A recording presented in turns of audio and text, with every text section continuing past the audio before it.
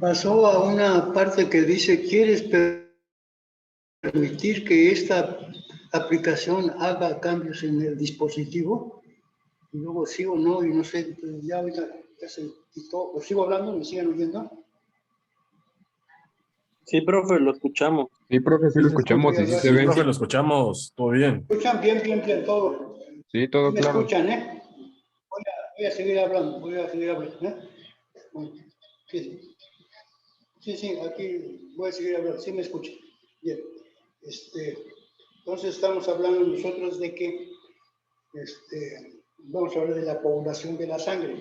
Hemos dicho que es un mecanismo de defensa de la propia sangre, ¿no?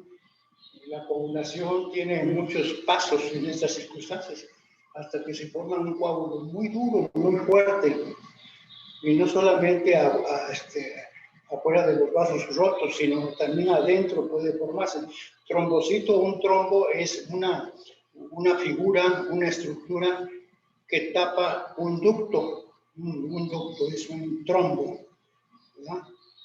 Ustedes seguramente han oído hablar de la trombosis coronaria o el infarto a la trombosis coronaria. Cuando se desprende una estructura dura, ¿verdad?, de las arterias, va a tapar las arterias, en este caso las coronarias, y se va a producir una falta de irrigación en el corazón, y esto hace un caos que se llama fibrilación auricular, y hace un caos y no se puede mantener la sístole y la diástole, trombo. Compárenlo, por ejemplo, en un ducto que le ponen una válvula más o menos semejante, pero no así tan fácil, ¿no? Una válvula para tapar y salida, en este caso, en estas circunstancias. Pues bien, es muy importante que ustedes vean esto, porque también van a hablar, van ustedes a desarrollar, ensayar el tiempo de coagulación de la sangre, eso se hace, bueno, a veces muy casi empírica, y otro se hace con métodos más específicos. Pero una de las características que se le busca a la sangre es el tiempo de coagulación de la sangre, que puede ser muy prolongado o puede ser muy corto en este orden de circunstancias, ¿no? Eso tienen que verlo en los tubos de ensayo, en estas circunstancias, ¿no? Y también hay otros ensayos del laboratorio que nos hablan del tiempo de lisis de los eritrocitos. Se les somete a una solución que va aumentando de osmolaridad y se ve en qué tipo de osmolaridad ya se produce lisis o destrucción de los eritrocitos. Eso también lo hacen ustedes como un ensayo de laboratorio, que es muy importante para tener referencias de cómo se encuentra la fisiología de ese individuo que tiene signos y síntomas relacionados con ese proceso, ¿no? Otro proceso que es la falta de coagulación de la sangre es que el individuo con cualquier cosa sangre, cualquier golpe sangra y sigue sangrando. Por ejemplo, un individuo que le hayan dado un golpe, aquí se produce filtración de sangre a través de los vasos sanguíneos y se produce lo llamado equimosis, se produce esa circunstancia, ¿no? También hay otros procesos en los cuales también se produce equimosis fácilmente, cuando, por ejemplo, esa persona está siendo niña y ya tiene, por ejemplo, menstruaciones, y entonces se produce un estado inflamatorio y puede producir equimosis en estas circunstancias, ¿no? Las equimosis también pueden ser o son pasto del médico legista, porque tienen que describir las lesiones. Cuando una persona ha sido golpeada, pues se le pone que tiene equimosis traumática, ¿verdad?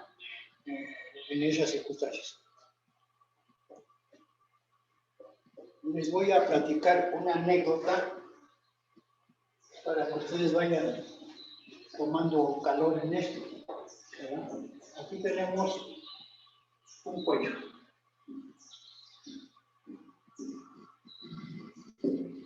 el individuo trató de ahorcar, ¿verdad? Y quedan señas aquí, equimosis también. Me llegó a mi consultorio de allá del médico legista una muchacha que tenía equimosis aquí, miren, y estaba acusando a su novio, creo, por lo que sea, de que lo había tratado de ahorcar. No tenía arañazo, no tenía nada de escoriaciones, no, tenía esto. Después se supo, ya interrogando un poquito más específicamente, que tenía chupetones, es decir, hacer succión, ¿verdad?, por medio de la boca en esta parte, y eso hace que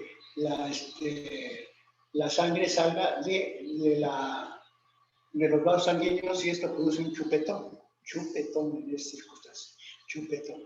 Eso es también un signo que muchas mujeres le andan buscando a su marido, o el marido le busca a su esposa en esa circunstancia, porque una de las caricias sexuales eróticas son los chupetones aquí en el cuello, ¿verdad? Aquí son chupetones semidiculares. Hay chupetones hasta en los labios mayores, labios mayores y menores, en la vagina y en todas partes. Las que son más propensas a que se le vean los chupetones y la salida de sangre y equimosis, ¿verdad?, son las mujeres de color blanco. Las de negro no queda casi mimetizado en esas circunstancias, pero así me pasó. Y el caso es que entonces vamos a estudiar la coagulación sanguínea. La coagulación sanguínea está dada por los llamados factores de la coagulación. Va a ser rápido. Factores de la coagulación en la hoja 37. Y los actores vamos a ver. Pero primero, esta hoja nos está hablando de los factores de la coagulación. Vean ustedes, es en la hoja número 37, no, 31, perdón.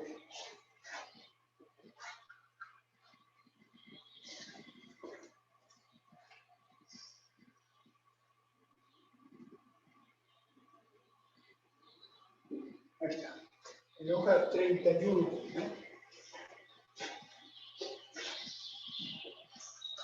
Antes de examinar esta hoja, es pura denominación, vamos a hablar otra vez qué es un factor y qué es una estructura. Ya dijimos, nosotros lo estamos repitiendo muchas veces porque es necesario, que un factor es una estructura bioquímica en la cual todavía no se le conoce su estructura química en estas circunstancias, y nomás se conoce el resultado de su función que realiza, ¿verdad? Por eso se llaman factores de la coagulación. Antes de seguir adelante, cada uno de los factores tiene un nombre y un número,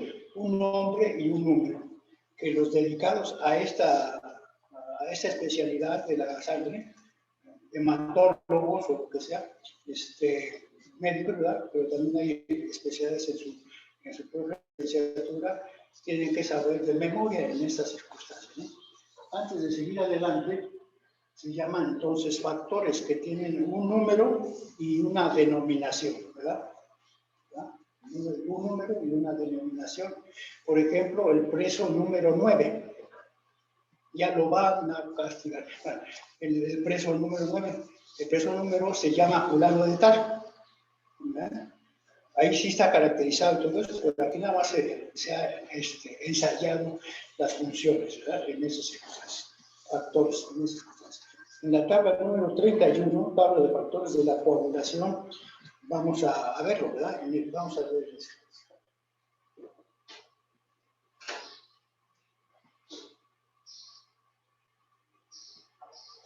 En las clases presenciales, le digo a mis alumnos que lean esto, ¿verdad? Dice así, en la columna número del lado izquierdo, tenemos el número, ¿verdad? El 1 es el número romano, 1, segundo, tercero, cuarto, quinto, sexto, séptimo, octavo, noveno, décimo, décimo primero, décimo segundo y décimo tercero, ¿verdad? Igual como le ponen a los reyes, pues décimo cuarto deben ser el número romanos, ¿verdad? Décimo, ¿verdad? En esas circunstancias. Alejandro Magno, etcétera, etcétera, ¿no? Y en la columna que sigue de la izquierda a derecha están los sinónimos, sinonimias, ¿verdad? Comunes. Los nombres específicamente, ¿no? Por ejemplo, este que está el primero, ¿verdad? Se llama fibrinógeno. Fibrinógeno. También tenemos que decir en esta hoja que la secuencia de este un primero, segundo, no es al azar, es secuencia funcional. Secuencia funcional, igual como primero, segundo, tercero, cuarto de primaria, o primero, segundo, tercero semestre, así es secuencial en estas circunstancias, es funcional en estas circunstancias, ¿no? Y aquí tenemos que el factor 1 se llama fibrinógeno. Fibrinógeno.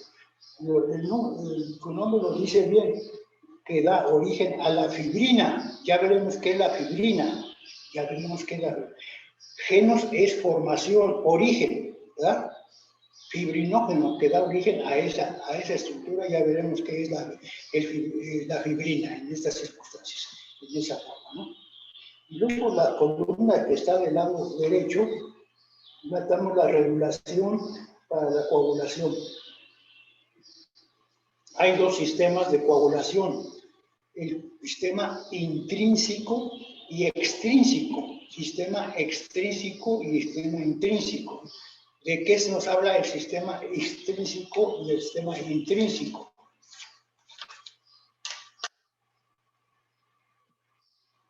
Ya veremos un poco sobre eso.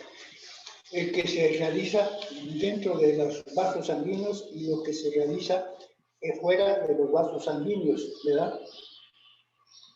En estos hay afuera y adentro. La segunda secuencia de esto es protrombina,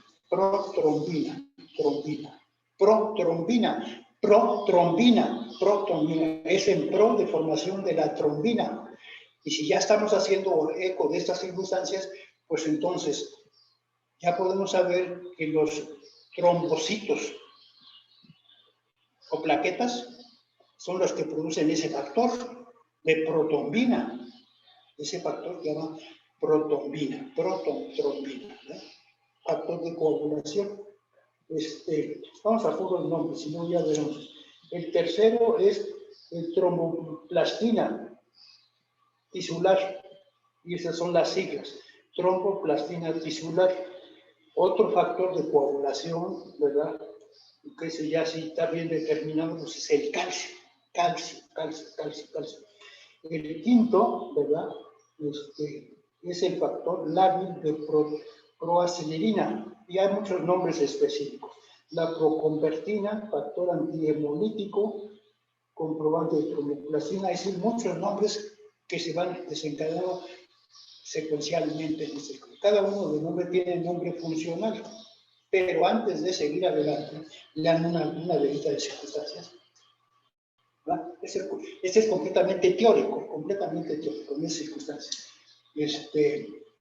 Vamos a hablar de esta forma.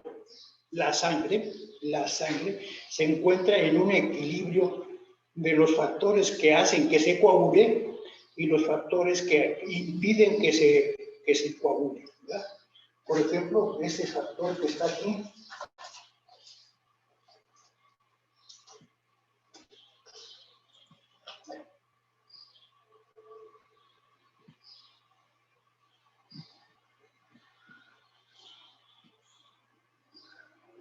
antecedente de tromboplastina. Es decir, vamos a hablar así, ¿no?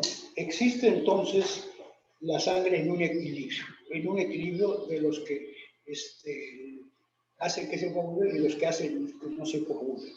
Pero vamos a agarrar la línea específicamente de la coagulación. de la coagulación en esas circunstancias, ¿no?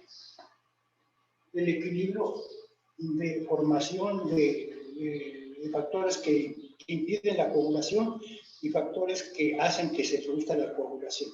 Si sobre ese equilibrio, los factores que hacen la coagulación le ganan y no están en equilibrio a los factores que impiden la coagulación, pues la sangre se coagula fácilmente en estas circunstancias.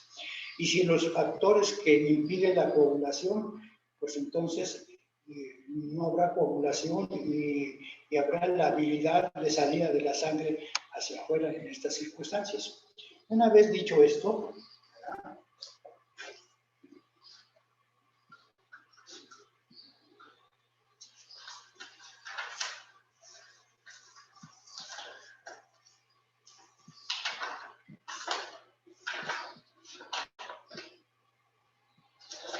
aunque la hoja está muy fea, muy descolorida, ¿verdad?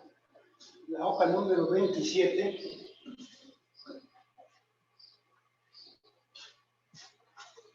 les invito a que la saquen, ¿verdad?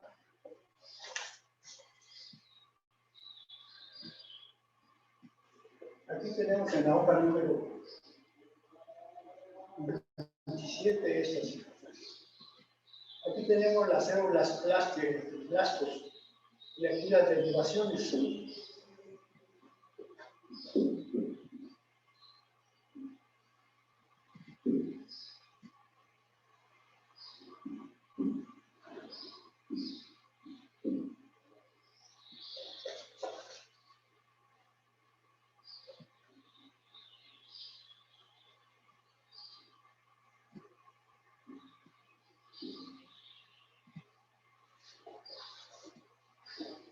Hablamos de una reserva primitiva embrionaria.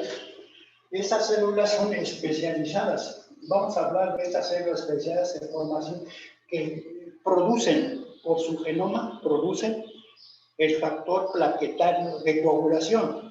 Factor plaquetario de coagulación. Factor plaquetario de coagulación. Trombocitos o plaquetas, que producen ¿qué? El factor plaquetario de coagulación.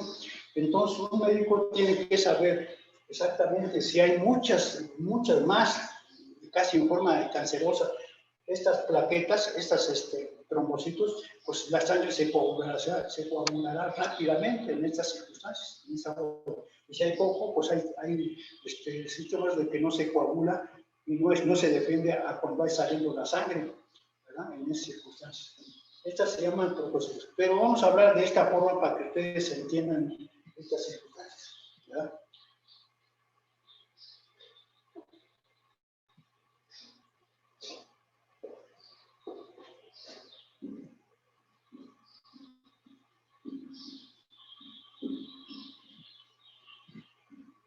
Para que ustedes entiendan esto, vamos a hablar del concepto de plodia. Plodia.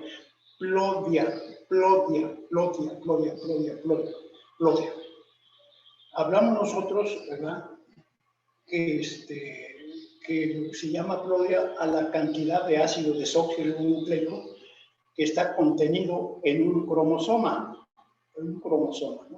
En un cromosoma. La unidad de material genético es la de un cromosoma, ¿verdad? Un cromosoma. Un cromosoma se puede ejemplificar así. Este es el ácido desoxirribonucleico ampliamente plegado que forman los brazos de este cromosoma. Este es el centrómero, ¿verdad? Como esto es doble, es decir, para un cromosoma hay el alelo, ¿verdad? Entonces, si esto es una plodia, entonces este será diplódico. Diplódico. Cuando se forman los gametos, que tienen la mitad del número normal de cromosomas de la especie, pues estas células que se llaman gametos, ¿verdad?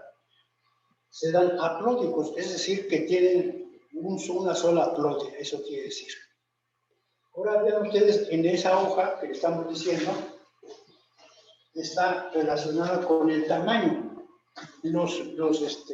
Plaquetas o trombocitos son células que tienen un gran núcleo gigantesco y muy poco citoplasma. Aquí es el núcleo y este sería el citoplasma. Normalmente estamos nosotros acostumbrados a ver, por ejemplo, esta célula que tendrá un núcleo muy grande, pero también el citoplasma es grande, como los leucocitos de mediano tamaño. ¿Entienden? Pero vean ustedes las características microscópicas de un trombocito o plaqueta. ¿Ya? Plaqueta o trombocito, que tiene muy poco citoplasma y cantidad enorme de núcleo, de material genético, cantidad de material. Estas estructuras, al principio, son gigantescas, ¿verdad? Y se llaman tromboblastos, que se van a dar origen, son las células primitivas madres que van a dar origen a los trombocitos. Esto va a dar origen ya en la parte periférica de los órganos centrales de producción de estas sustancias. Ahora ustedes me pueden estar preguntando, oigan, ¿en dónde se produce? Seguramente están pensando, ya vimos que los órganos donde se forman las células de la sangre son la médula ósea roja, ¿verdad? Y el sistema linfoide. Y ustedes me dicen, bueno, óigame, no. ¿En dónde se produce eso? Pues en la médula ósea roja se producen estas células, estas se producen. Se llaman trombocitos. La característica que se les ha encontrado es que producen el factor plaquetario de coagulación. Factor plaquetario. Hay muchos otros factores, pero este es el principal factor plaquetario de coagulación. Su característica es que son poliplóticas.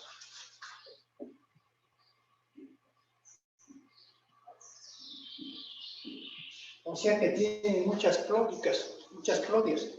Aplódicas, los gametos. Diplódicas, las células estructurales, ¿verdad?, del organismo. Y poliplódicas, que tienen gran cantidad de ácido desoxinucleico, ¿verdad? Estos son los trombocitos o plaquetas. Estos trombocitos no se van madurando, sino simplemente se fracturan. De esta gran célula se van fracturando y van formando estos trombocitos más pequeños, que también son poliplóticos en estas circunstancias. Esto es el origen. ¿Qué es entonces un trombocito? Es una pseudocélula, por tener gran cantidad de ácido sulfúrico, que deriva de la fracturación o división, no división, fracturación de una gran estructura que se llama elemento forme primitivo, ¿verdad? Tromboblasto, que se fractura y forman las plaquetas en eso. Y esto lo van a ver ustedes y recontar. Ahora vamos a ver por qué es importante esto. ¿Por qué es importante esto? ¿Por qué es importante? Porque cuando ustedes hagan su biometría hemática, van a tener que contar, aparte de los eritrocitos, aparte de los leucocitos, con todas sus variedades, ¿verdad?, las plaquetas, ¿verdad?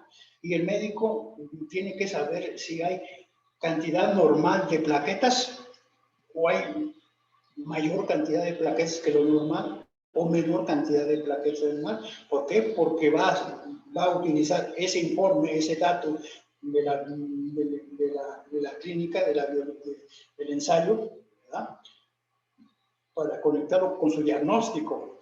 Vamos a suponer que este individuo o esta mujer llegue y diga que sangra muy fácilmente, que le den un golpe y sangra por la nariz, y cualquier golpe está sangrando, se hacen muchos equinos, le ponen muchos moretones y todo eso, ¿verdad? En ese caso.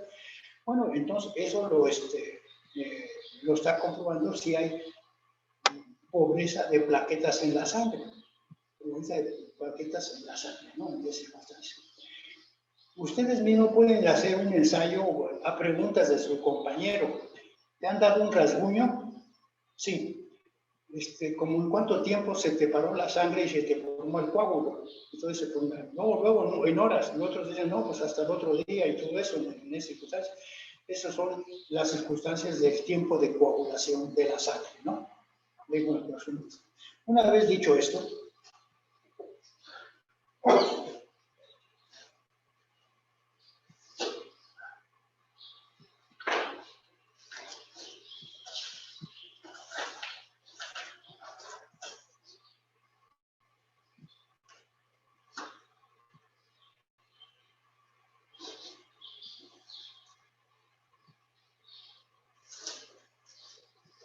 vamos a poner, siguiendo con este tema, en esta forma.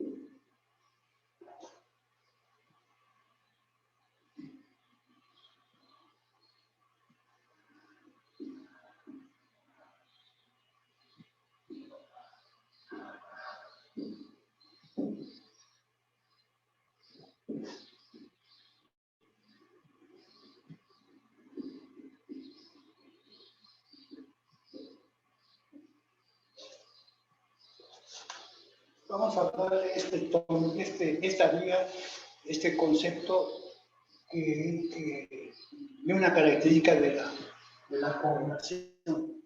Puede decirse que es una particularidad evolutiva de sobrevivencia, en circunstancias. Vamos a hablar en términos teológicos. ¿Qué sucedía si no se coagulaba la sangre? Ya veremos un poquito más de eso. Pues cualquier ruptura de los vasos sanguíneos sangraría hasta la última circunstancia en esta forma.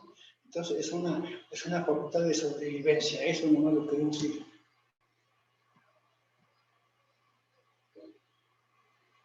Vamos a hablar, siguiente es lo siguiente.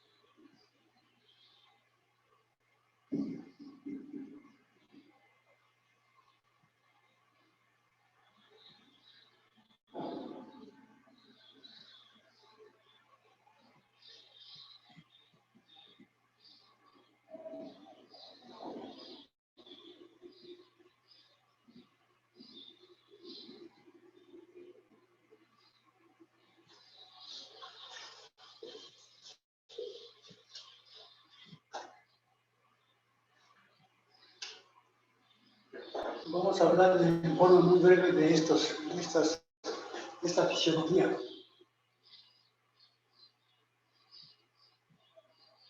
Vamos a hablar del fibrinógeno y la hemostasia. Hemostasia es la capacidad de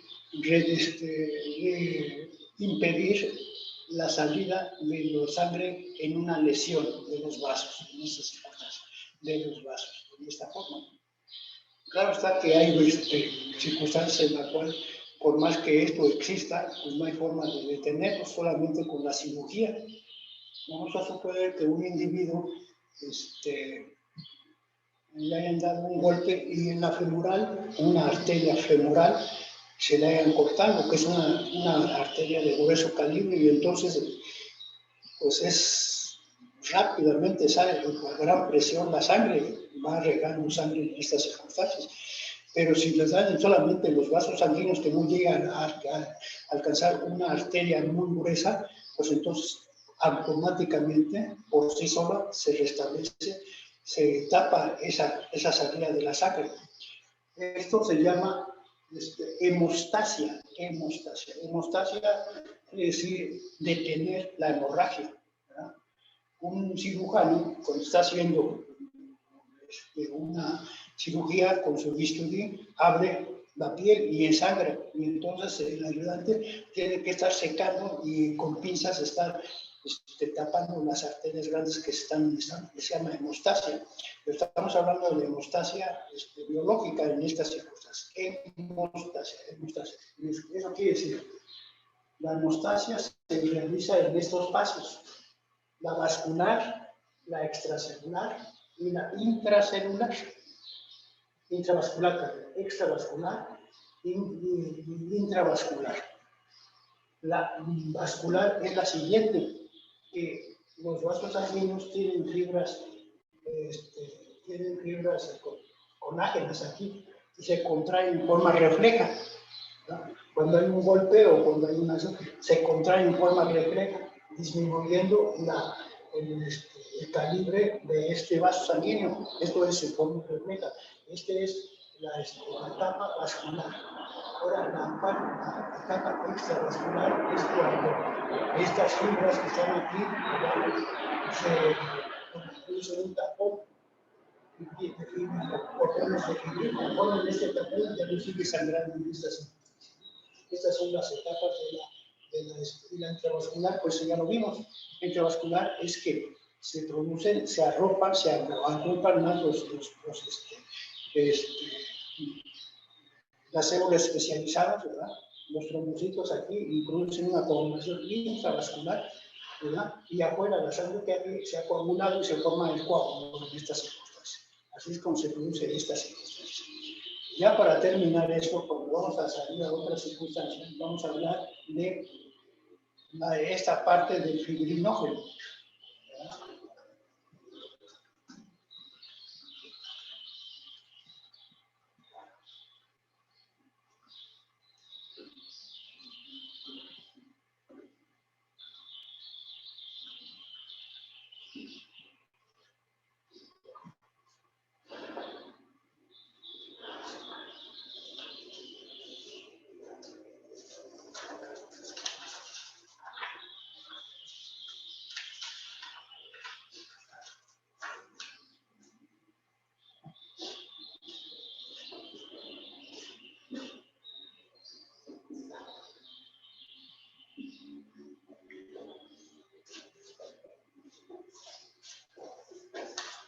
Para ayudarnos de esta circunstancia de coagulación, ¿verdad? Intravascular, vean ustedes la hoja 32 y van a ver que hay varias columnas ahí. Es una cascada de estos factores, ¿verdad? En la primera parte del lado izquierdo tenemos esta formación en cascada de los factores de la coagulación. Primer lugar que está del lado derecho es la superficie de contacto o dañada en estas circunstancias. Se precipita el factor doceavo y luego se produce el factor doceavo A, el onceavo y así sucesivamente hasta llegar a estas circunstancias en la cual al último la tensión tisular aumenta y entonces se produce mayor formación de plaquetas. Y esto pasa a través de este proceso de la tasa 2, que se va a formar la protombina hasta trombina. La protombina da lugar a la protombina línea 3. La protombina da origen al fibrinógeno en estas circunstancias, a la fibrina. ¿La? Fibrina. Esto es debido a que hay estas sustancias como parte de las proteínas plasmáticas. Esto es lo que produce la coagulación, proteínas plasmáticas. Ustedes me pueden estar diciendo, ¿cómo es que lo que estamos hablando es cómo se produce la coagulación sanguínea, la coagulación? En el plasma sanguíneo existen las llamadas, parte de las proteínas plasmáticas, es el fibrinógeno que se encuentra en solución, formando las proteínas plasmáticas. Esta se llama fibrinógeno. A través de estos pasos de los factores de la coagulación se va formando estructuras que dan como resultado al último, podemos establecer algo, ¿no? Que del fibrinógeno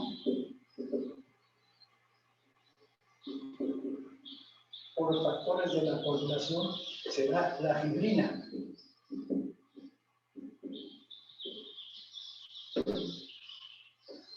¿Qué es la fibrina? ¿Qué es la fibrina? ¿Qué es la fibrina? La fibrina es una estructura bioquímica que está formado por cordones proteicos.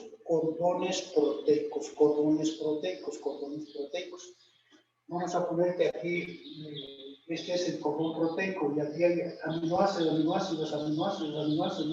y esto forma un cordón proteico. Este cordón proteico que se formó por haberse precipitado los factores de la coagulación que producen los eritrocitos. Ahora sí lo vamos a hacer circunstancialmente lo que es la coagulación. Los factores de la coagulación ya lo estamos viendo. Existen en el plasma sanguíneo proteínas plasmáticas que se llaman fibrinógeno. El fibrinógeno se precipita formando cordones de precipitación. Y este fibrinógeno forma la fibrina. Estos cordones de fibrinógeno, debido a la cascada que se produjo por la precipitación de los factores de la coagulación, forma estos cordones. Y estos cordones forman estas estructuras, redes, que atrapan dentro a los eritrocitos. Y este es lo que se llama la coagulación sanguínea. Ya lo dijimos en forma simple. Y volvemos a repetir y ya nos vamos con otro en esta circunstancia. ¿Por qué estamos hablando de eso? Estamos hablando porque una de las células que se encuentran formando la parte celular de la sangre es las plaquetas o trombocitos. Las plaquetas o trombocitos producen el factor plaquetario de coagulación. Existen otros factores de coagulación, muchos otros que se van precipitando en cascada, como está ahí en esa hoja, ¿verdad? En esas circunstancias. Cuando existe un estímulo, por ejemplo, salida de la sangre afuera, el oxígeno del viento, de la atmósfera, ¿verdad? Algunas otras circunstancias así, pues se produce esa hemostasia. La hemostasia puede ser de tipo vascular, puede ser de vascular, intracelular, extracelular, ¿verdad? También vamos a ver estas circunstancias. La coagulación, ya específicamente la coagulación como tal, sucede es que el fibrinógeno, ¿verdad? Por estímulos que hacen que se precipiten esos factores de la coagulación, se precipitan el factor de la coagulación que está produciendo los trombocitos. Y el fibrinógeno se forma la fibrina, que son cordones de proteicos, y en ellos atrapan los eritrocitos. Y esto forma una estructura grande que se llama trombocito. Un trombo, pues, en estas circunstancias. En esta clase se forma un trombo en estas circunstancias. Esto es en estas circunstancias. La otra, la hemostasia, son características reflejas de los vasos sanguíneos, ¿verdad? Y también se forma también fibrinógeno que forma un tapón a la salida de que se está extrayendo la sangre. Puede haber, ahora también les voy a decir para que puede haber coagulación intravascular.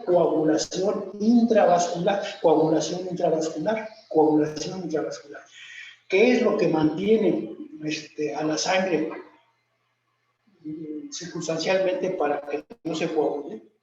Bueno, cuando la sangre corre muy lentamente por fatiga del corazón o por estas circunstancias, entonces no se produce estas circunstancias que mantiene el equilibrio entre lo que coagula y no coagula. Entonces, la lentitud de la sangre puede producir o provocar este proceso de factores de coagulación en cascada y puede producir coagulación intravascular. Otro de los factores que se pueden producir en estas circunstancias es la desecación, la falta de líquidos en suspensión puede producir estas circunstancias, la deshidratación en este sentido también puede producir en estas circunstancias.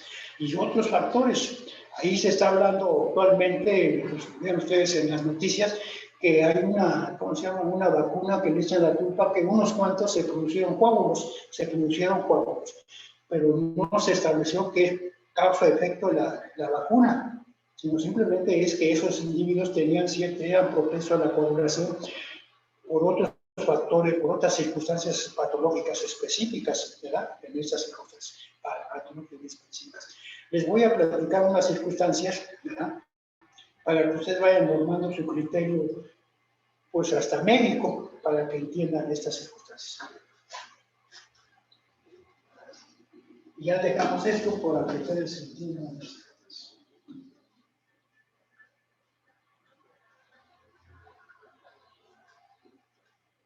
Parece medicina, pero no exacta medicina, sino simplemente para que ustedes ya agarren sabor al caldo.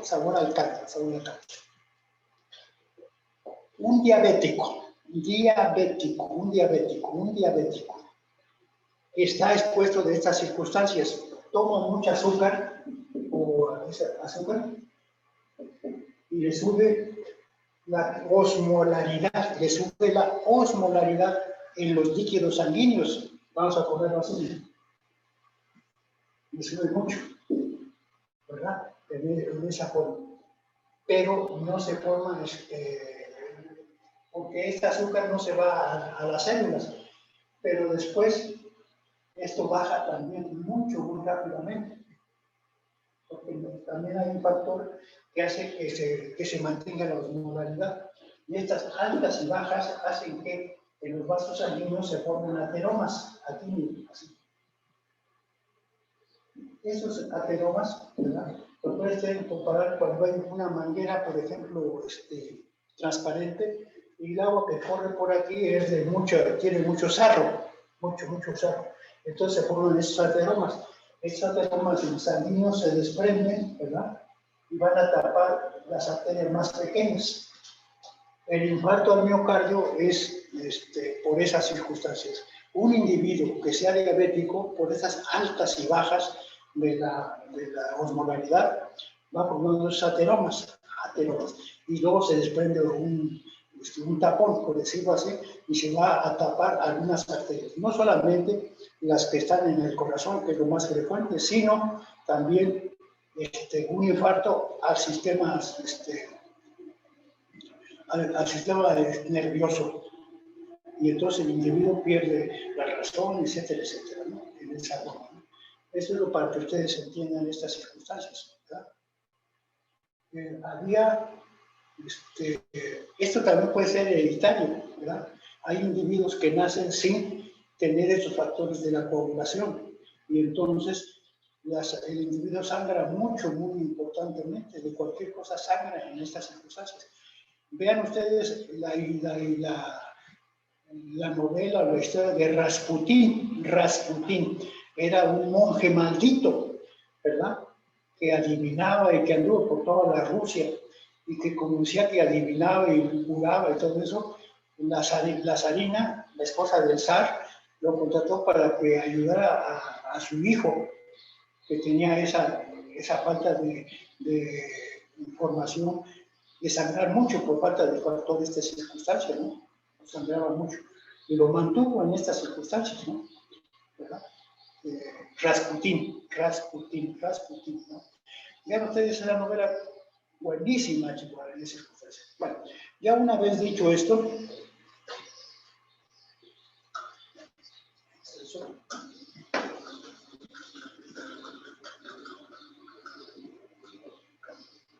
eso es obvio, ¿verdad? Ya saben que los reyes de Rusia, ¿verdad? Se llamaban zar. También se llama zar aquel individuo que domina, por ejemplo, la formación de una venta de algo. Se llama el zar del tomate, por ejemplo, el zar de qué tal cosas, zar, ¿verdad? La zarina es la esposa, la reina de estas circunstancias, ¿no? Pero vino la revolución bolchevique y le dio la torre a los zares. El camarada Lenin, ¿verdad? Anduvo en esa revolución. Stalin también, ¿verdad? Bueno, eso es colateral, ¿no? Vamos a hablar de otra cosa ya, porque ya este es muy simple, son nada más nociones de fisiología, no es realmente fisiología. Y luego con la niña, pues menos en esas cosas.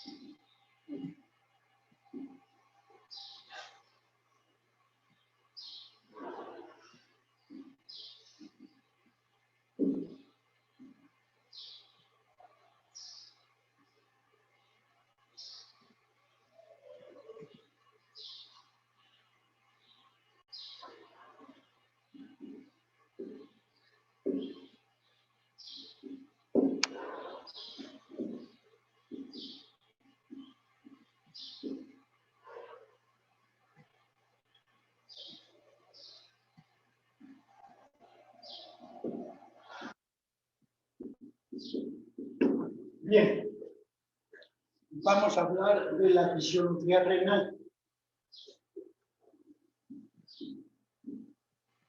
Comencemos con un chistecito medio pendejo, ¿no? Pero sí. Esa muchacha tiene un mal renal. ¿Cuál mal renal? Renalgona, ¿verdad? Renalgona. Tiene una enfermedad renal, renalgona. ¿Verdad?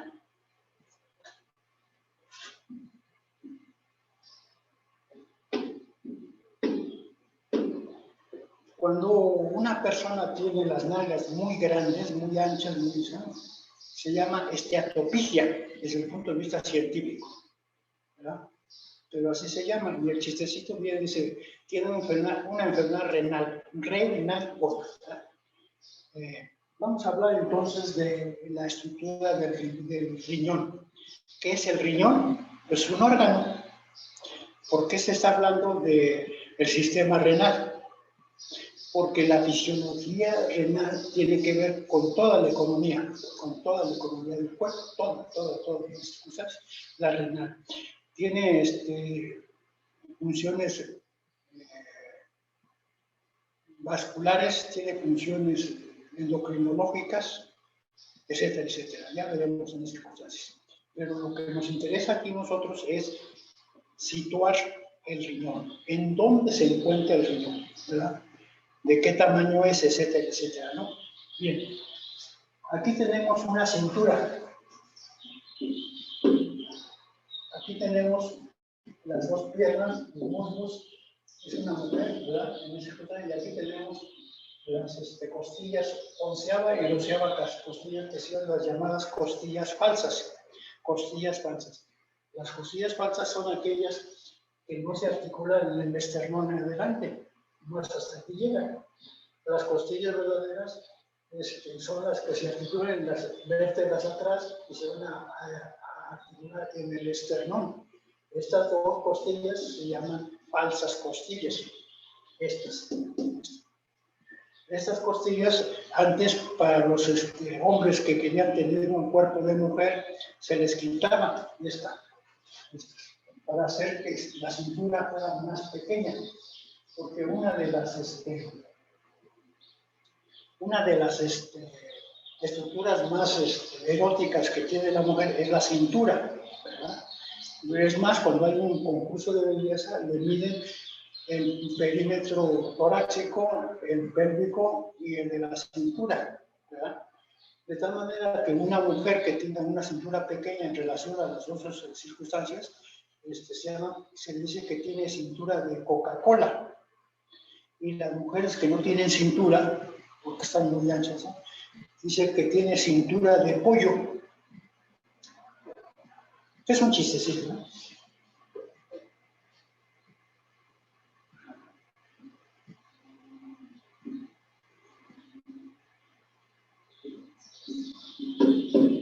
Aquí está la cintura.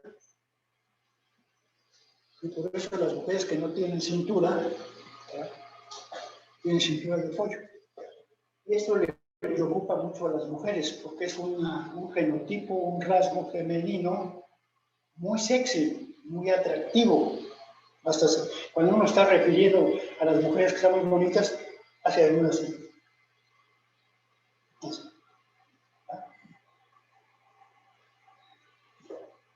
Hay criatura con esas curvas y que yo que ni frenos tengo, ¿verdad? En esas cosas, ¿no?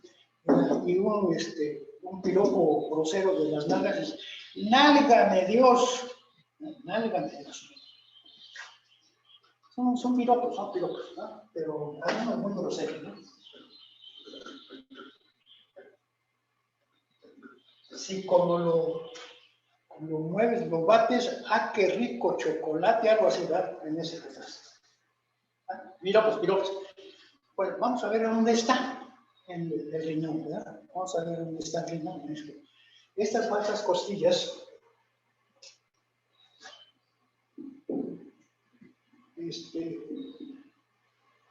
así dicen que, bueno, los homosexuales, transexuales, se quitaron esas costillas para dejar más estrecho la cintura.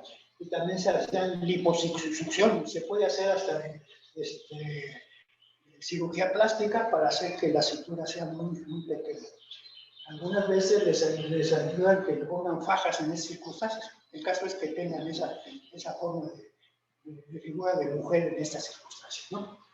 Y luego la Biblia dice que Adán Eva fue formada de una costilla de Adán. Y por eso en las alcaldías, en los ranchos, aquí en Oaxaca no tanto, pero por otro lado sí, le llama a la mujer costilla, mi costilla. Voy a ver qué dice mi costilla, o su esposa, su mujer, dice. Bueno, en el, ¿cómo se llama? En el istmo, pues mi puchunguita, ¿no? Mi puchunguita. Bueno, sigamos a ver. Aquí tenemos el ombligo. ¿Sabían ustedes que México quiere decir en náhuatl el ombligo del mundo? Eso quiere decir. El ombligo del mundo quiere decir México. México, ¿no? México. El ombligo del mundo. Bueno, vamos a hablar entonces de lugar, localizar anatómicamente. ¿Por qué nos entendemos un poco en eso? Bueno, pues porque no llevaron ustedes anatomía, y la fisiología y todas las ciencias que necesitan un preámbulo de anatomía, pues tiene que darlo precisamente para hablar. Vamos hablando entonces de las regiones del cuerpo. Este es el tórax, este es el abdomen alto y el abdomen bajo. El abdomen bajo es la cavidad pélvica, la panza. Y este es el abdomen, ¿verdad? En estas circunstancias, en esta forma. Hagamos un corte transverso a este nivel, a nivel de las costillas falsas. Esto es la región torácica y esta es la región abdominal. Esta es la pared, es un corte transverso de la pared posterior, esta. Y esta es la pared anterior, esta. Los músculos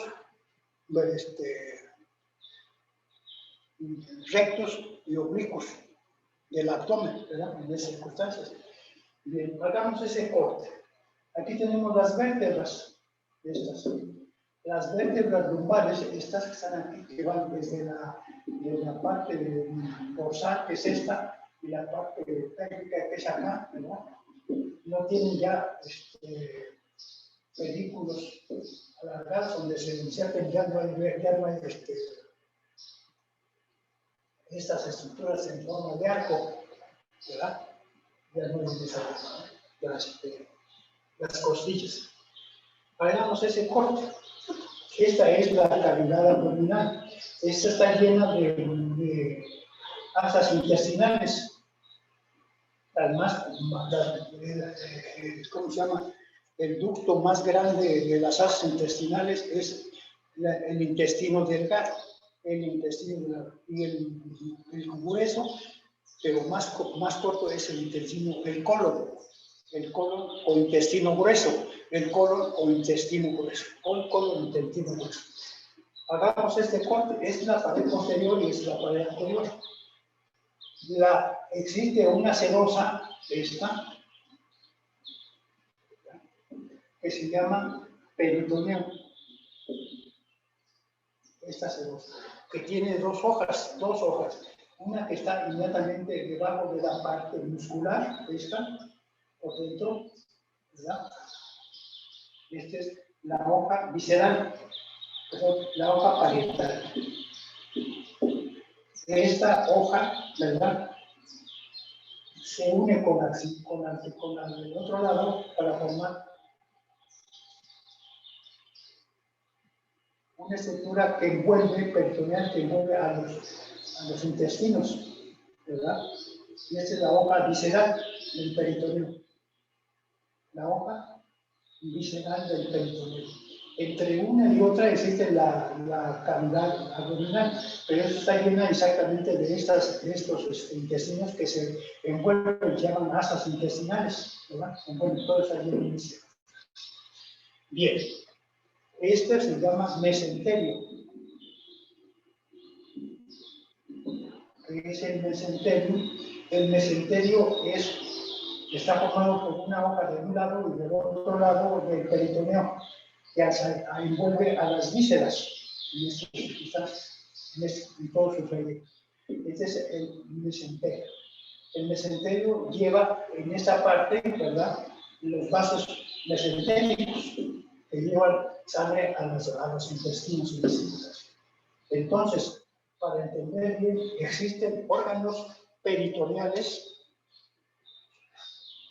mesentéricos y retroperitoneales. Estos. ¿Qué es un órgano retroperitoneal? Aquí existe este órgano, que es ahorita el riñón que estamos hablando, y otro, ¿verdad? Aquí la pleura pasa sin formar mesenterio, y esto se llama órgano retroperitoneal. ¿A qué altura está? A la altura de esta región del tórax y de la parte posterior, en esta parte. Ustedes tienen una hoja ahí toda desabrida, pero pueden ubicarse un poco, ¿verdad? Es la hoja 45. 45.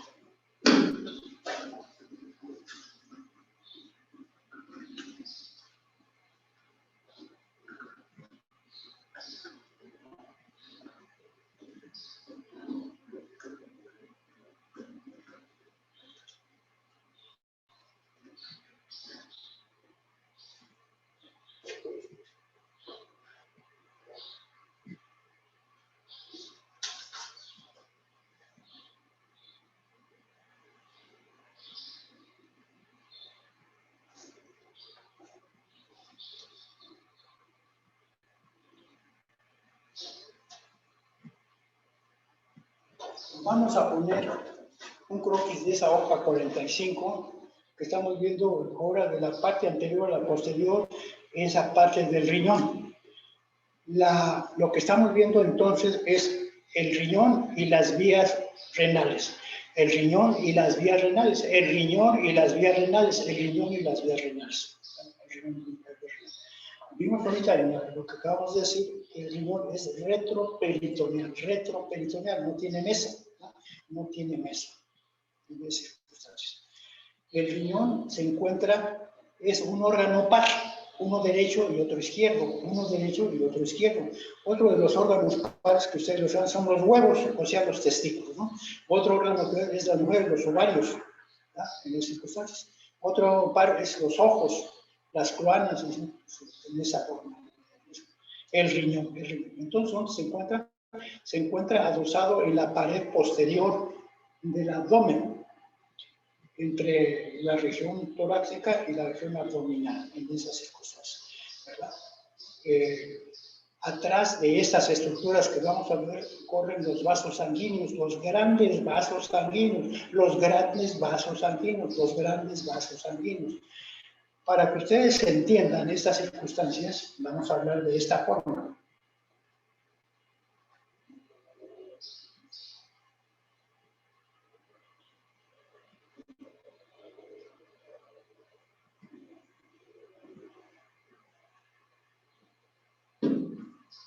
La aorta, que es la arteria más grande del universo, digo, del cuerpo, nace del ventrículo izquierdo. Esta. Forma un gallardo, o sea, una especie de vuelta que se va hacia la izquierda y hacia atrás pasa. Acá. Esta es la aorta. La aorta. Sabía que la sangre también, claro está, ¿verdad? En esta parte forman las arterias intercostales, en el tórax, pero ya pasa por aquí por un músculo plano que se llama el diafragma. Así. Y luego ya está ahí la aorta y se van por la parte media, ¿verdad? En esta parte media forman las arterias mesentéricas que van a irrigar los intestinos. Pero al llegar en esta parte, o sea, en la parte del medio en donde se encuentran los riñones,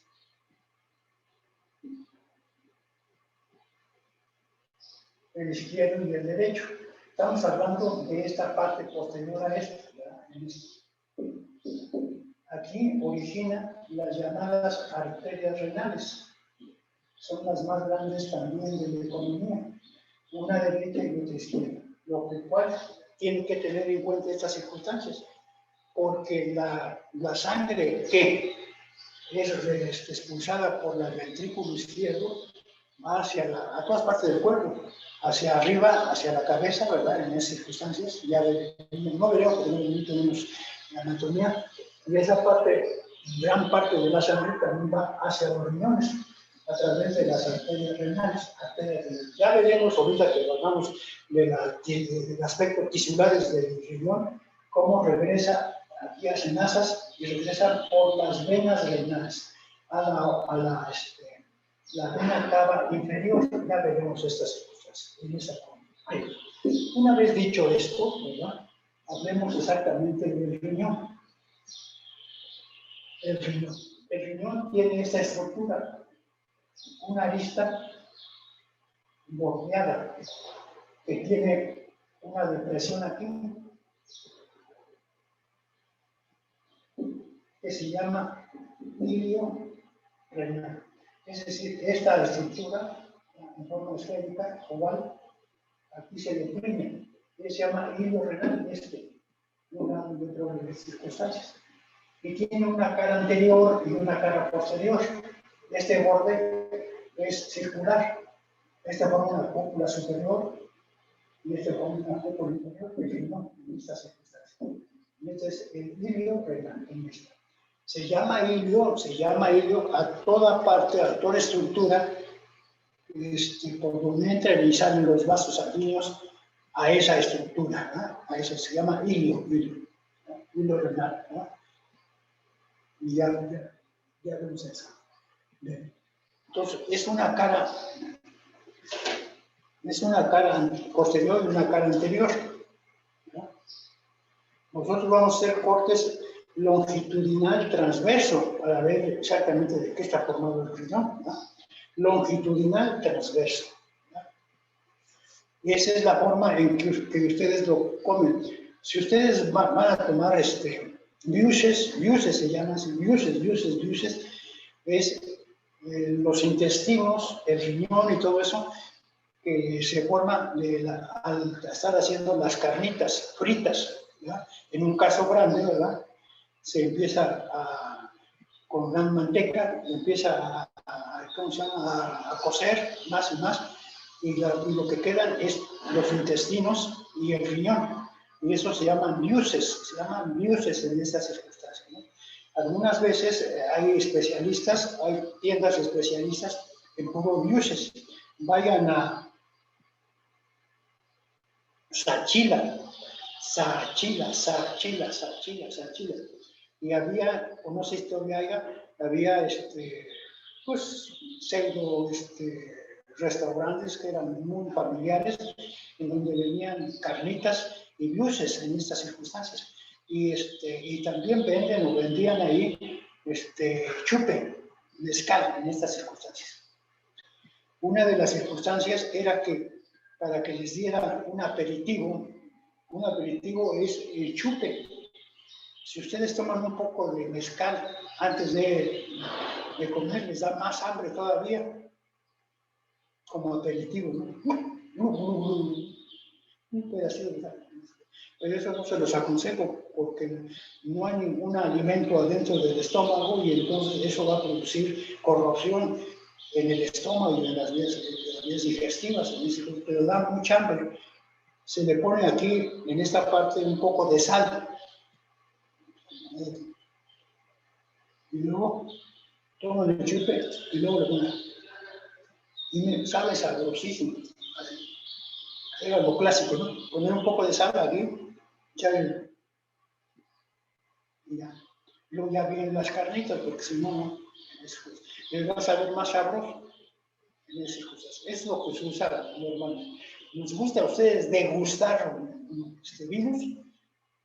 Pues hay la feria del mezcal, aquí se pone la feria del mezcal, en esas circunstancias, ¿no?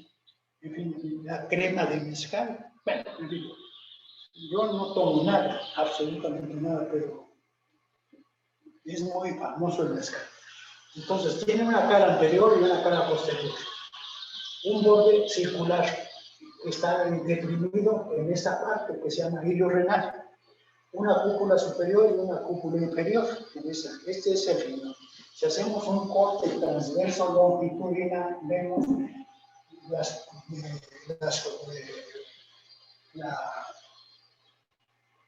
los tonos que hay en esta parte. Esto es lo más importante.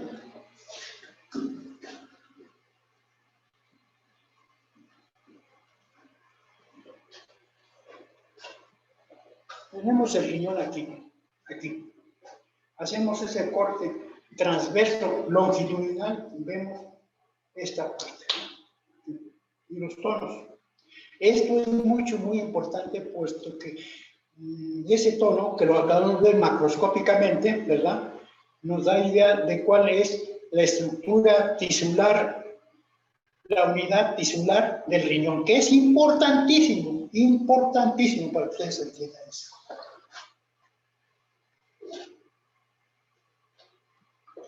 Alrededor del riñón existe la cápsula de Grisot, que es la parte del peritoneo que está envolviendo al riñón en las circunstancias, ¿no? Aquí adentro hay una capa homogénea que se llama, eso sí no lo vayan a olvidar,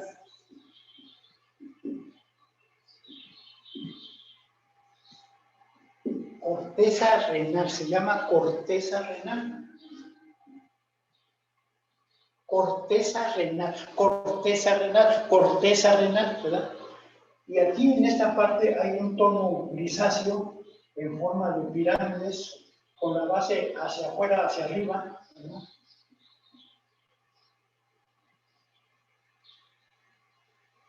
que se llama médula renal. Médula renal. Y en esta parte central interna, ¿verdad?, en esta parte existen los llamados cálices.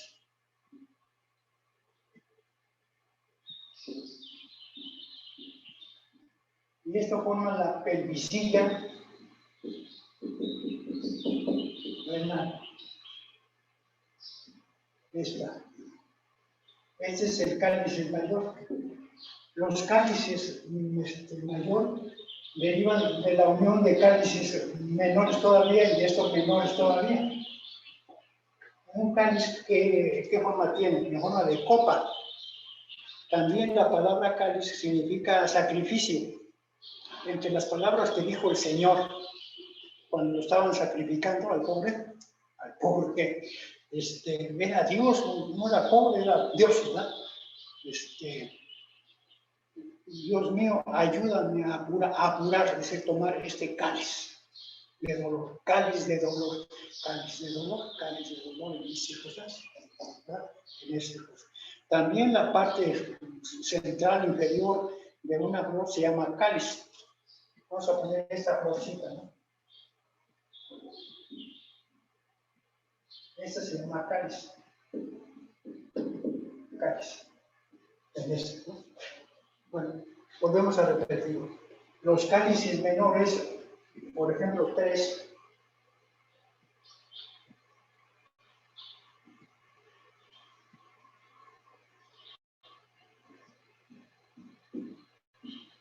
uno, 2, 3, se unen para formar otro cáliz mayor y otro más hasta formar esto que se llama pelvisilla renal. Esto es cáliz mayor y pelvisilla renal. La pelvisilla renal tiene forma de cono, con la cúpula dirigida hacia adentro de este espacio, ¿verdad? Hacia adentro y hacia abajo. Y se continúa con una estructura tubular que se llama ureteros. Los ureteros van por vía retroperitoneal atrás del peritoneo posterior, ¿verdad?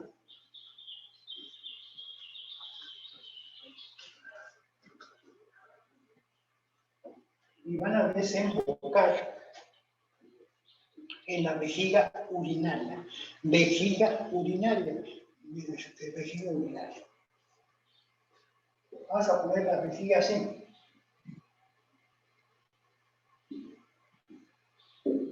Viene un uretero de este lado y viene este uretero del otro lado. ¿Verdad?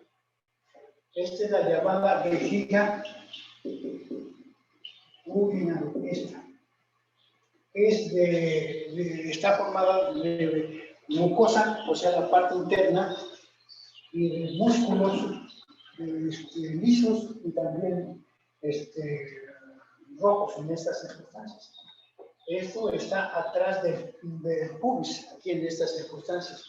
Esto se continúa, ¿verdad?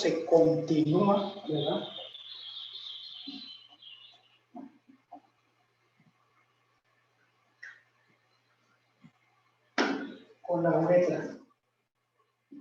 Esto se llama uretra. Esta es la uretra. La uretra se encuentra en la parte dorsal, o sea, inferior del pene en el hombre. Vamos a ponerla así. Este es el pene, o verga, ¿no? Aquí se encuentra la uretra. ¿Verdad? Aquí sale de la cavidad pélvica y se va formando la uretra masculina, peniana se llama, y desemboca en una dilatación de eso, ¿verdad? Y aquí se llama el meato urinario, de esta forma.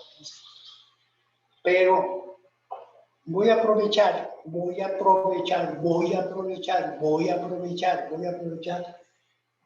para decirles otro órgano que es de relevancia de importancia relevante. Y aquí tenemos la próstata.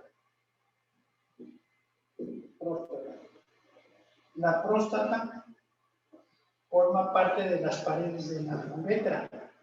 Estas son paredes propias de la uretra. Y la pared propia de la uretra es la próstata. Es una dilatación de este tipo, ¿verdad? Esa se llama la uretra prostática o membranosa. Uretra prostática membranosa. Aprovecho todavía porque algunos de ustedes probablemente ya de viejón o de viejo como yo, se provoca una prostatitis, o sea, inflamación, hipertrofia de la próstata y cierra aquí, ¿verdad? Este conducto y el individuo pues, no puede orinar y hay reflujo de orina hacia el riñón y se puede perder el riñón en esas circunstancias. Entonces se tiene que hacer un legrado prostático. Se mete una legra y se raspa y luego se mete un ducto para que esto cicatrice y ya se abre estas circunstancias. Eso. Y para evitar esto tiene que hacerse el llamado masaje prostático, ya sea por dentro, por el culo o por fuera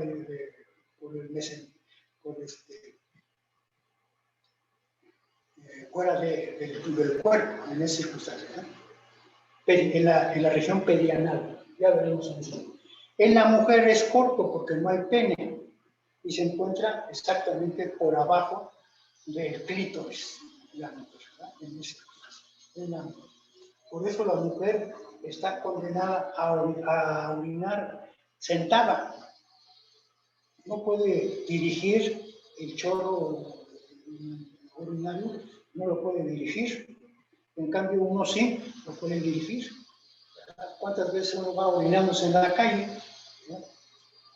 Si no sabe que esté uno en circunstancias, ¿no? Y la mujer tiene que forzosamente sentarse, porque si no se sentara, se orinaría todas las piernas o todas las circunstancias, ¿no?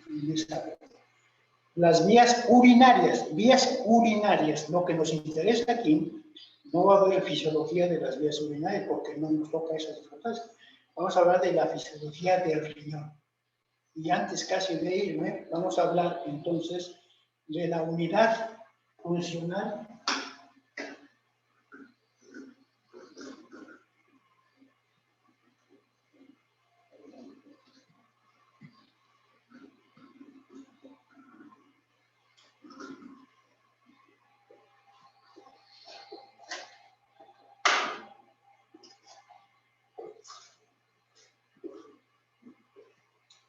unidad funcional del riñón. Unidad funcional del riñón. Unidad funcional del riñón. Pero antes de seguir adelante, vamos a hablar también de una estructura que es importante, pero que no vamos a ver mucho porque no hay tiempo, que está arriba del riñón. Este es un riñón, la pelvis. Este es el otro riñón, la pelvis. Esta es la parte de la corteza renal. Y aquí tenemos una estructura que no está unida al riñón, ¿verdad?, que se llama glándula suprarrenal, arriba del riñón. Este tiene la corteza y la médula suprarrenal, que producen hormonas, No vamos a llegar allá porque no hay tiempo. Entonces vamos a hablar de la corteza renal y la médula renal. Para que nos entendamos esta estructura médula renal estriada, vamos a ver cómo es la unidad tisular funcional del riñón.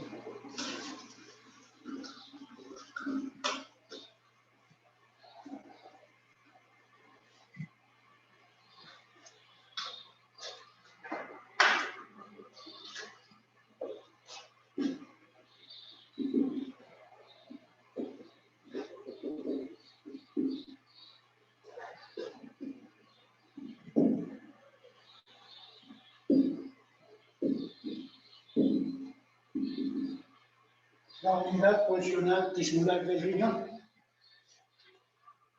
o sea, el tejido renal. Igual como todas las glándulas tienen una parte parietal y el estroma y el parénquima. Nosotros vamos a hablar del parénquima, esa estructura del riñón. Aproximadamente se llama nefrón.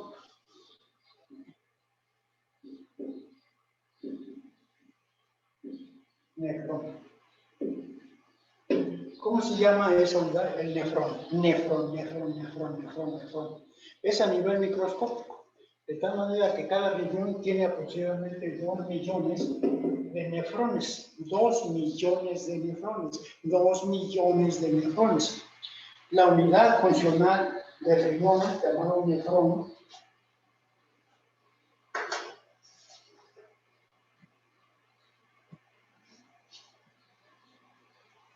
saquen su hoja 46 y nosotros vamos a hacer un cross-check. Número 46. Unidad funcional del riñón. Nefrón. Unidad funcional del riñón.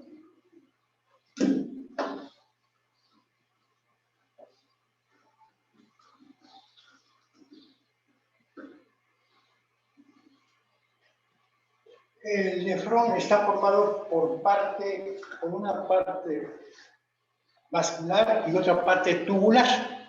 Vascular y tubular. Y se llama, esa estructura se llama glomérulo renal.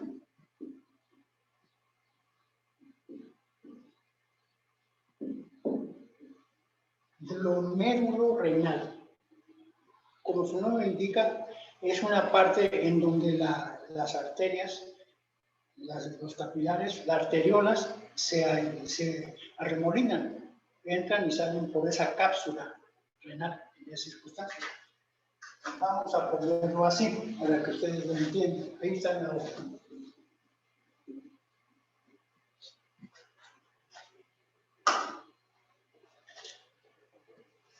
Tenemos el riñón, tenemos la aorta, la arteria renal. Esa es la aorta. Y esta se va dicotomizando más, hasta llegar a las arteriolas renales. En la arteria renal van a entrar y salir por el mismo sitio como entra la arteria aferente y eferente. Arteriola más que nada.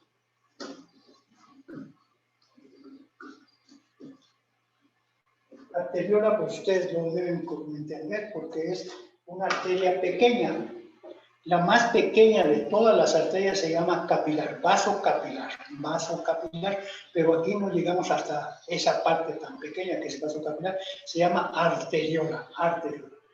La aorta, la arteria aorta, se va dicotomizando hasta formar el glomérulo renal, que es la parte vascular del glomérulo.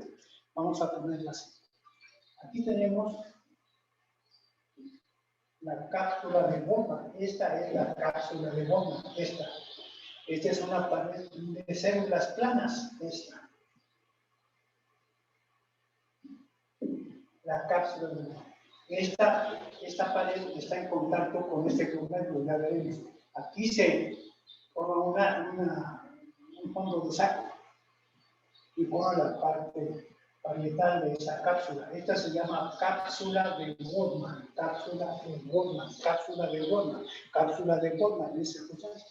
y aquí tenemos el espacio de la cápsula de Bowman, esta, que se continúa con los túbulos.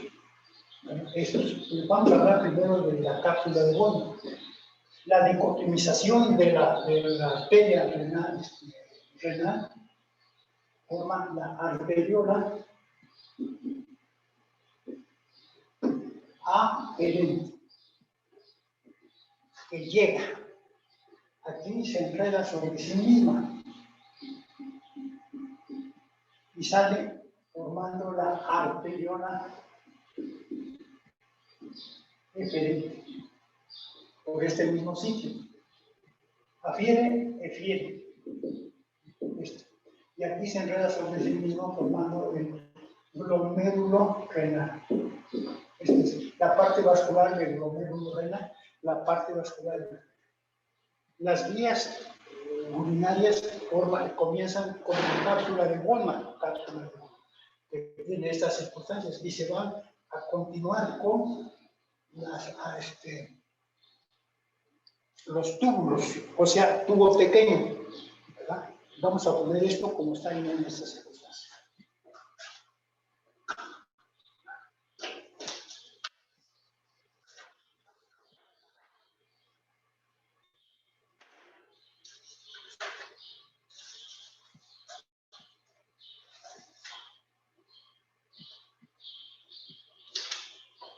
Para que ustedes lo entiendan bien todavía más, está bien claro en esta parte donde está la hoja 48. Vean ustedes esto. Ese es un croquis exactamente de lo que estamos diciendo. La 48. 48. Si la tienen ahí a la mano, ¿verdad?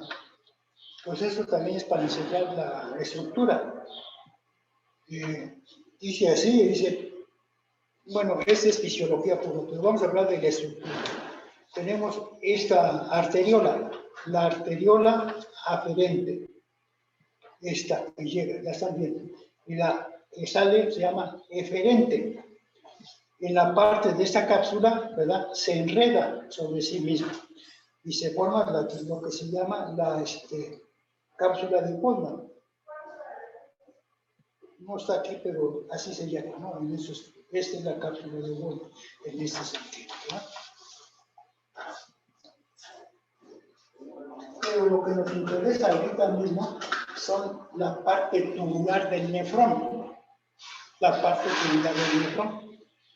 Ya vimos entonces que el glomérulo renal está formado por la parte vascular, o sea, la arteria que se enreda en la cápsula de Bowman.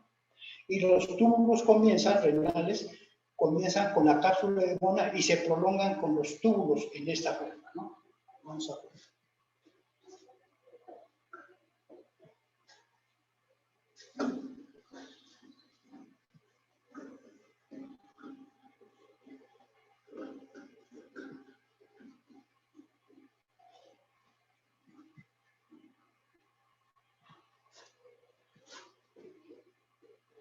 Aquí tenemos la cápsula del glomérulo renal.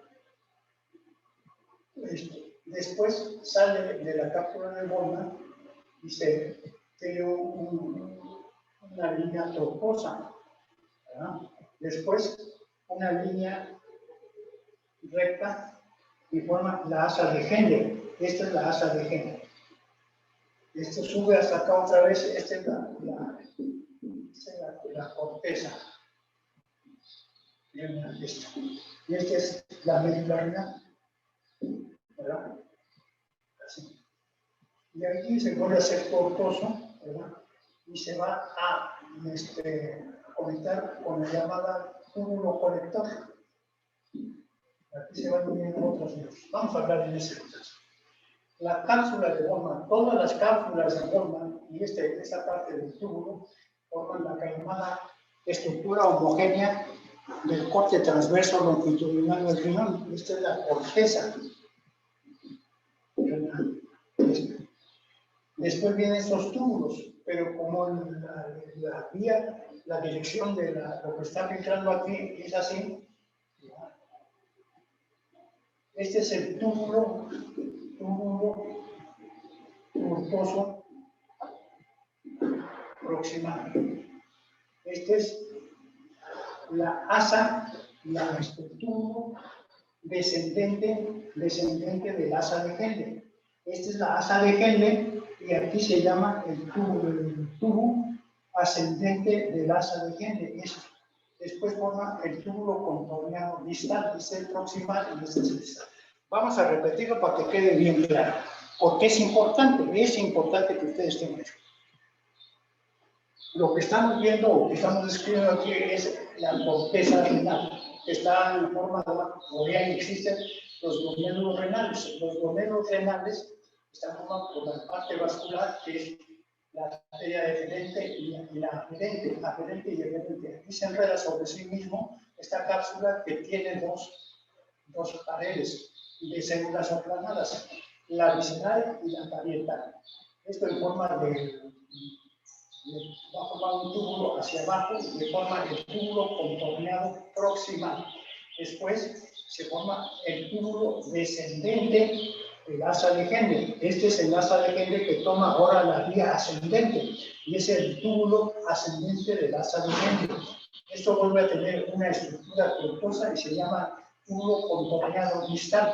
Este túbulo contorneado distal se va a unir a un túbulo que va recolectando todas estas estructuras que se llama túbulo colector,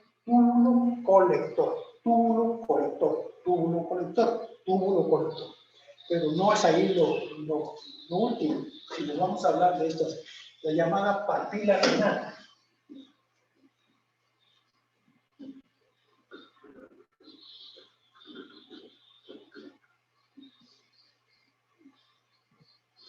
Los cálices más pequeños, ¿verdad?, se forman de la llamada papila renal. Vamos a ponerlo así. Aquí tenemos esta cavidad y aquí tenemos la papila renal. Esta ya es el cálice menor que se va viendo a mayor, hasta formar los tubos grandísimos de los ureteros, ¿verdad? Permicías renales, pero este es lo más importante y lo más pequeño. Aquí van a desembocar, no muchos ya, ¿no?, los llamados túbulos colectores, unos 14 más túbulos colectores que van a recoger todos los túbulos contornados distales que se van uniendo a estos túbulos colectores. Por aquí ya se formó la orina, esta es la papila renal que está, ¿verdad?, ya que sigue por los cálices menores hasta mayores y hasta los ureteros. Esta se llama la papila renal.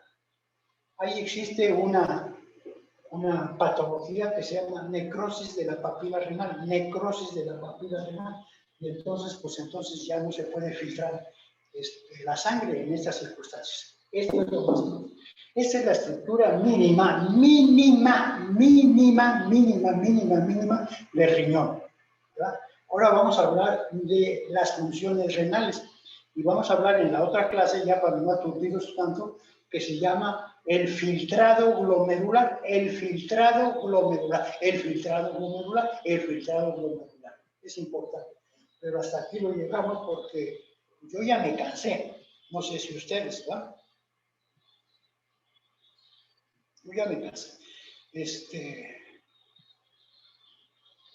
Les voy a adelantar que la semana que viene no voy a poder venir porque ¿qué? Me voy a un país del Cono Sur. ¿Cómo se llama? Las Indias Orientales. No sé, en esas circunstancias. ¿Cuál es circunstancia esa? Bien, nos vemos para mañana, ¿no? Creo que mañana, ¿no? Si no, pues ya nos vemos. Mañana tenemos clase, profe, de 6 a 7.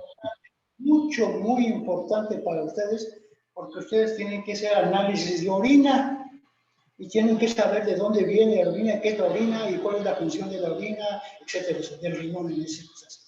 Podemos adelantar ahorita que el riñón es un filtro de la sangre, un filtro de la sangre, un filtro de la sangre. Y las cosas que se encuentran en la orina son fundamentales para hacer un examen de orina y la patología que se deriva de esta circunstancia, ¿no? Yo les invito a que prueben su orina, a ver a qué sabe. Prueben su orina como una cosa de experimento.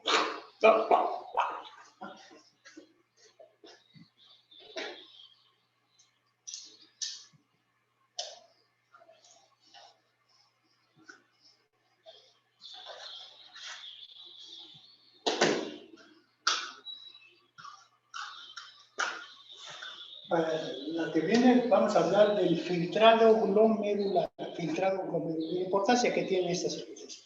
Mientras hay los vídeos.